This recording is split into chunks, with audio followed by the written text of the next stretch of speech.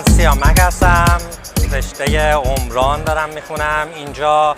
به اتفاق خانواده و دوستان امروز اومدیم نمایشگاه ماشین مونتریال. فکر میکنم این 80مین نمایشگاه خودروی ماشین اینجا. خیلی علاقه‌مند بودیم که بدونیم تکنولوژی جدید چیه.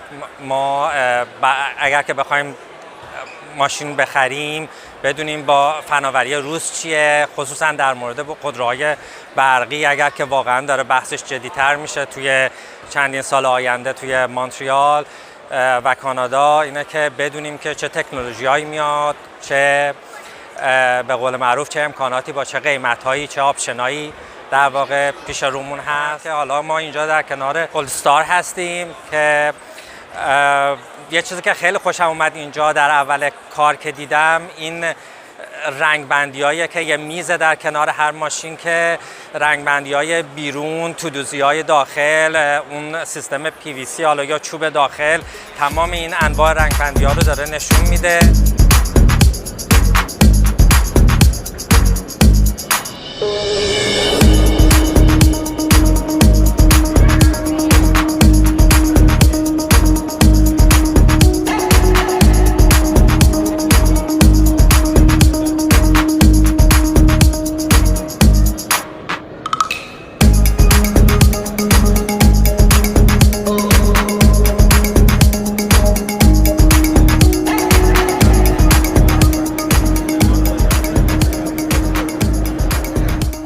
من شهریار هستم.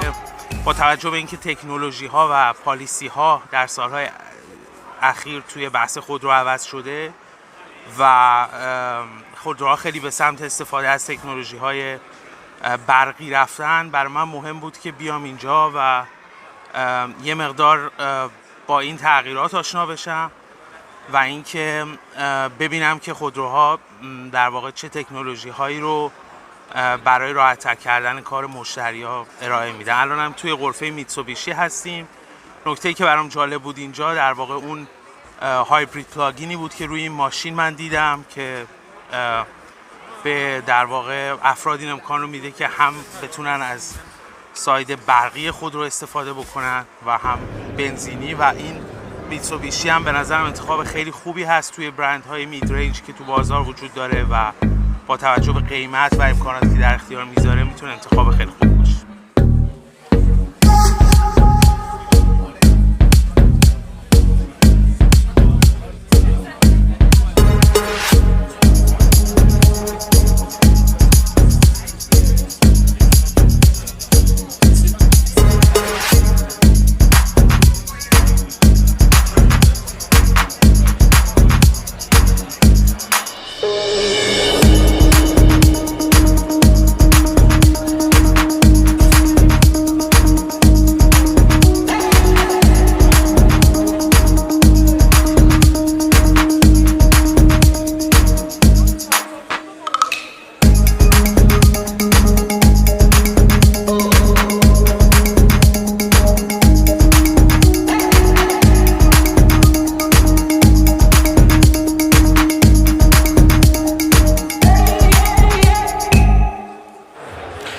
Hi, my name is Benoit Charette. I'm the owner, founder, and publisher for L'Annuel de l'Automobile.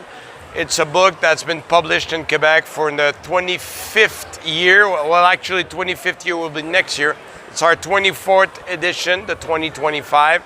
It's a book about new cars. So everything that is sold in Canada, either truck, car, SUV, it's all in there. We have a team of 12 writers. I'm not by myself. It's too much of a job for one man, but I'm the chief editor. And we have, on top of the 12 writers, we got people who are putting the book together, people that are taking care of all the specs. So all in all, the 16 person that works 6 months a year to produce a yearly book. And it's published everywhere in Quebec. Only in French, unfortunately, we don't have an English version for now.